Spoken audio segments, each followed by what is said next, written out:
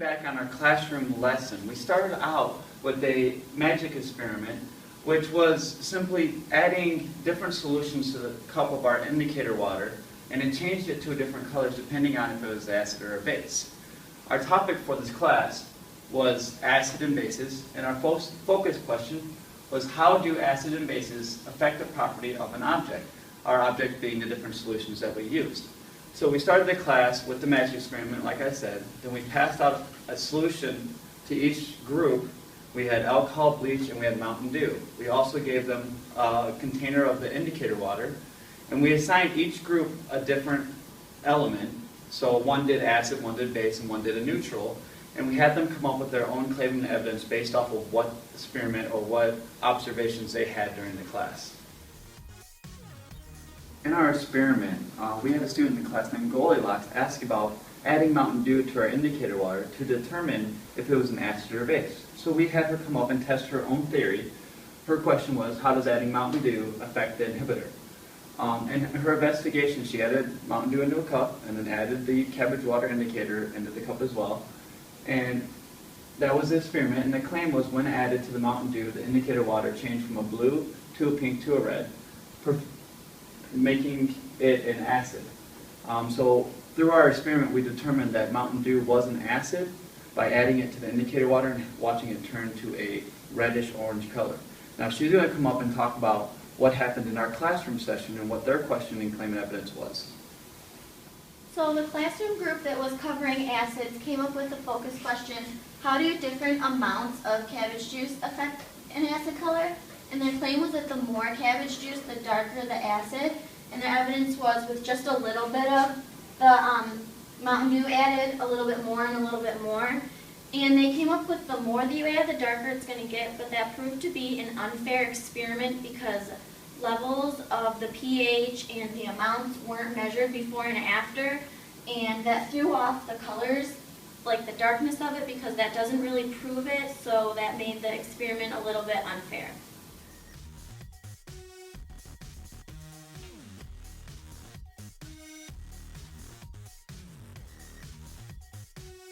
Our second part of our experiment that we did in the class in the video was we had a student ask what happens when we add bleach into the inhibitor water.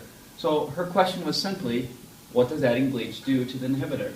And by adding bleach, we determined that it was a base because it went from blue to green to yellow, showing that bleach is actually a base. And we're going to have that student come up and explain what happened in our actual classroom session. So the group covering the bases came to pretty much the same conclusion that we did when we did our experiment, and they concluded that when bleach is added to the cabbage water, it changes from a blue to a green to a yellow, and therefore bleach is a base. In order for them to come to this conclusion, we put a color changing scale on the board to determine whether it was a base, an acid, or a neutral.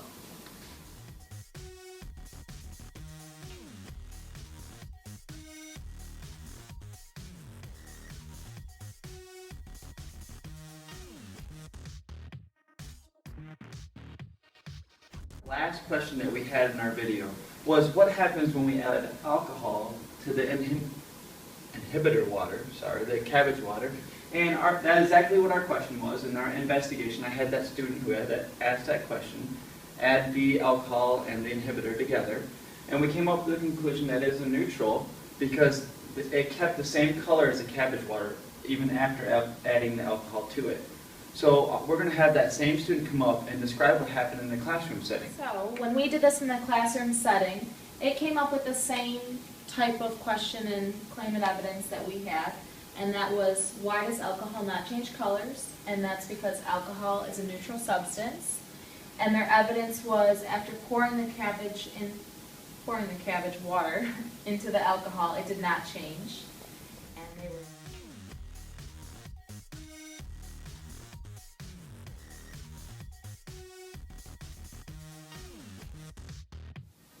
After our classroom experiment, Professor Muhammad brought out a second experiment with the litmus paper, and when added to an acid, the blue paper turns red, and when added to a base, the red paper turns blue, to show the differences in pH levels. And we also had a scale on the side of the container that showed how acidic or basic it was.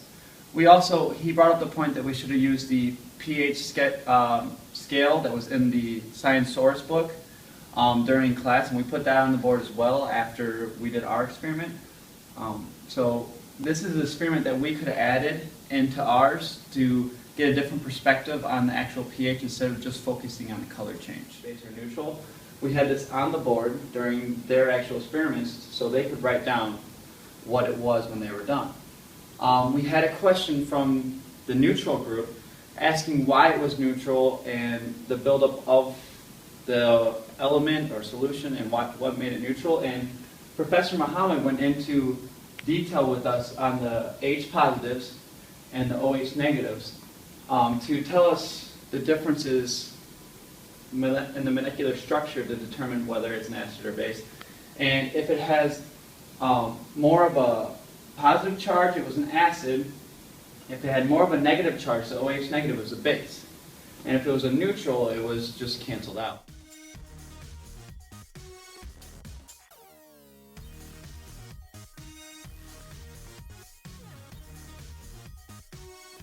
And during our experiment, this is the one thing that we did not cover.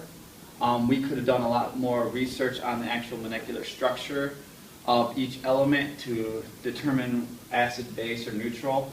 And that's the one thing, if we could go back and redo, we would do more research and more explanation on that so that we could better inform the class of the differences between acid, bases, and neutrals.